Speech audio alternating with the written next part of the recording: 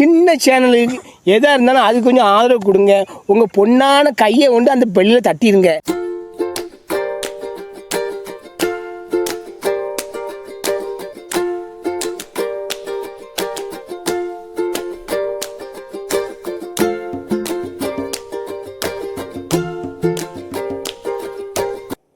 Welcome to கஞ்சி சோறு channel. நம்ம சேனலில் இன்றைக்கி என்ன வீடியோ பார்க்க போகிறோன்னா, பாகற்காய் புளிக்குழம்பு எப்படி பண்ணலாங்கிறதான் பார்க்க போகிறோம். ஸோ அதுக்கு ஃபஸ்ட்டு தேவையான அளவுக்கு எண்ணெய் ஊற்றிக்குவோம். நம்ம வந்து நல்லெண்ணெய் ஆட் பண்ணுறோம். இந்த புளிக்குழம்பு, மீன் குழம்பு இது எல்லாமே வந்து பார்த்திங்கன்னா நல்லெண்ணெயில் செஞ்சிங்கன்னா டேஸ்ட்டாக இருக்கும். ஸோ அதனால் நல்லெண்ணெய் ஆட் பண்ணிக்கோங்க. இந்த புளிக்குழம்புக்கு வந்து கொஞ்சம் எண்ணெய் தாராளமாக இருக்கணும். ஆயில் நல்லா ஹீட் ஆகிடுச்சு. இப்போ இதில் வந்து ஃபஸ்ட் நம்ம பூண்டு ஆட் பண்ணிக்குவோம். ஃபஸ்ட்டு பூண்டு ஆட் பண்ணிங்கன்னா இந்த பூண்டோட ஃப்ளேவர் வந்து இந்த ஆயிலில் நல்லா இறங்கிடும். ஸோ நம்ம சேர்க்கும் போது நம்ம சாப்பிடும்போது அந்த பூண்டோட ஃப்ளேவர் நல்லாயிருக்கும். இது நல்லா கொஞ்சம் லைட்டாக ப்ரௌன் கலரில் வரணும். இந்த அளவுக்கு வணங்கினா போதும். அதுக்கப்புறம் பார்த்திங்கன்னா வெந்தயம் கரெக்டாக 1 ஸ்பூன் ஆட் பண்ணிக்கலாம், சின்ன ஸ்பூனில். அதுக்கப்புறம் பார்த்திங்கன்னா 1.5 ஸ்பூன் கடுகு, சோம்பு வந்து பார்த்திங்கன்னா 1/4 ஸ்பூன். அதுக்கப்புறம் வந்து பார்த்திங்கன்னா கருவேப்பிலை. சும்மா லைட்டாக மிக்ஸ் பண்ணி விட்டு இப்போ நம்ம வெங்காயத்தை ஆட் பண்ணிக்கலாம். சின்ன வெங்காயம் இருந்தால் ரொம்ப நல்லது. இப்போ நம்ம சின்ன வெங்காயம் பண்ணல, பெரிய வெங்காயம் ஆட் பண்ணுறோம். இந்த வெங்காயம் வந்து பார்த்திங்கன்னா ஒரு பெரிய வெங்காயம். சின்னதாக இருந்ததுன்னா 2 ஆட் பண்ணிக்கோங்க.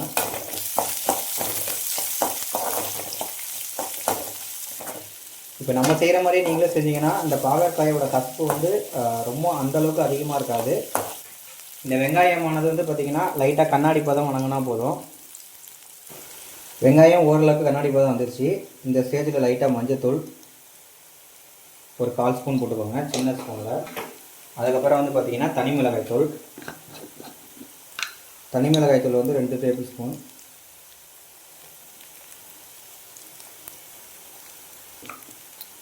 மல்லித்தூள் வந்து 1.5 டீஸ்பூன். நம்ம கடையில் வைக்கிற சாம்பார் தூள் அது வந்து ஒரு 1.5 ஸ்பூன் போட்டுக்கணும். இந்த சாம்பார் தூள் போட்டிங்கன்னா டேஸ்ட்டாக இருக்கும் குழம்பு. இப்போ இது எல்லாத்தையுமே நல்லா கலந்து விட்டுக்கலாம். நம்ம இந்த ஆயிலே மிளகாத்தூள் மசாலா போட்டு வணக்கும் போது குழம்போட கலர் நல்லா கிடைக்கும். ஸோ அதனால தான் ஆயிலில் போடுறோம். சும்மா லைட்டாக வணக்கி விட்டால் போதும். இந்த ஸ்டேஜில் இப்போ நம்ம தக்காளி ஆட் பண்ணிக்கலாம். தக்காளி வந்து பார்த்திங்கன்னா 3 தக்காளி. வெங்காயம் வந்து பார்த்திங்கன்னா 1, தக்காளி வந்து பார்த்திங்கன்னா ஒரு 3 தக்காளி. இப்போ இதை சீக்கிரம் வணங்கிறதுக்காக உப்பு ஆட் பண்ணிக்கலாம்.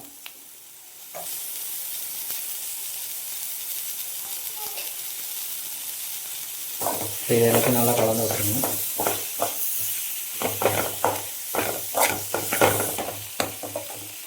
இப்போ இந்த தக்காளி நல்லா வணங்கட்டும். வெங்காயம் தக்காளி வந்து பார்த்திங்கன்னா நல்லா மேஷ் ஆகிடுச்சு.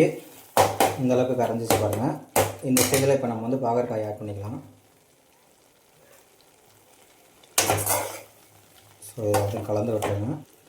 இந்த பாகற்காய் புளி குழம்புக்கு வந்து பார்த்திங்கன்னா புளி கொஞ்சம் தூக்கலாக இருக்கணும். அதே மாதிரி நம்ம லாஸ்ட்டாக ஒரு பொருள் ஆட் பண்ணுவோம். ஸோ அது ரெண்டும் தான் வந்து இந்த கசப்பு தன்மையை எடுத்து நம்மளுக்கு வந்து அந்தளவுக்கு கசப்பு இல்லாமல் இந்த குழம்பு வந்து இது பண்ணும். காய் வணங்கட்டும். நம்ம அதுக்குள்ளே என்ன பண்ணிடலாம்னா ஒரு சின்ன எலுமிச்சம்பழம் அளவுக்கு வந்து புளியை ஊற வச்சு கரைச்சி வச்சுக்கலாம். காய் ஓரளவுக்கு வணங்கிருச்சு. இந்த ஸ்டேஜில் வந்து புளி தண்ணி ஆட் பண்ணிக்கலாம். நான் முன்னாடி சொன்ன மாதிரியே புளி கொஞ்சம் அதிகமாக ஆட் பண்ணுங்கள். ஏன்னா அப்போ தான் அதோட அந்த கசப்பு தன்மைங்கிறது வந்து எனக்கு தெரியாது. ஸோ இந்த ஸ்டேஜ்லேயே நம்ம அந்த குழம்புக்கு தேவையான அளவுக்கு தண்ணியை ஆட் பண்ணிக்கலாம்.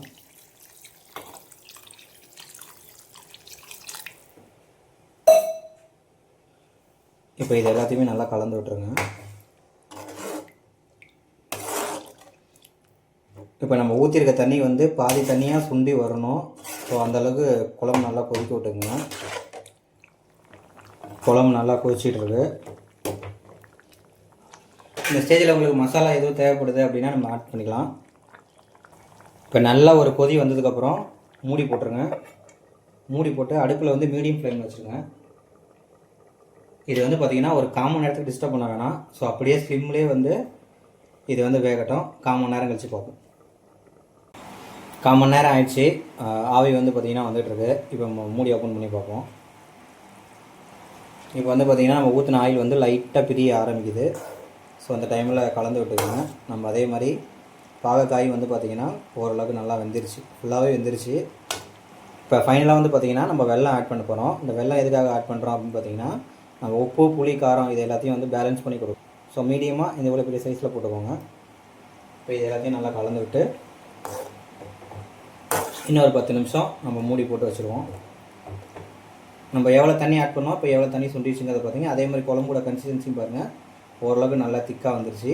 இன்னும் ஒரு 5 நிமிஷம் மட்டும் மூடி போட்டு வச்சுருந்தோம்னா நம்ம பாகக்காய் புளி குழம்பு ரெடி. மூடி போட்டாச்சு, இன்னும் ஒரு 5 நிமிஷம் ஆகும். 5 நிமிஷம் ஆயிடுச்சு. இப்போ மூடி ஓப்பன் பண்ணலாம். அவ்வளோதான், நம்ம பாகக்காய் புளி குழம்பு இப்போ ரெடி. ஸோ கலந்து விட்டுக்குங்க. இந்த அளவுக்கு கன்சிஸ்டன்சி இருந்தால் போதும். குழம்பு இன்னும் கொஞ்சம் ஆறுனுச்சுன்னா இன்னும் கொஞ்சம் திக்காகும். அவ்வளோதான். நீங்களும் இதே மாதிரி செஞ்சு பாருங்கள். எப்படி இருக்குங்கிறத எங்கள் சேனலோட கமெண்ட் பண்ணுங்கள். நன்றி, வணக்கம். மீண்டும் அடுத்த வீடியோவில் சந்திப்போம்.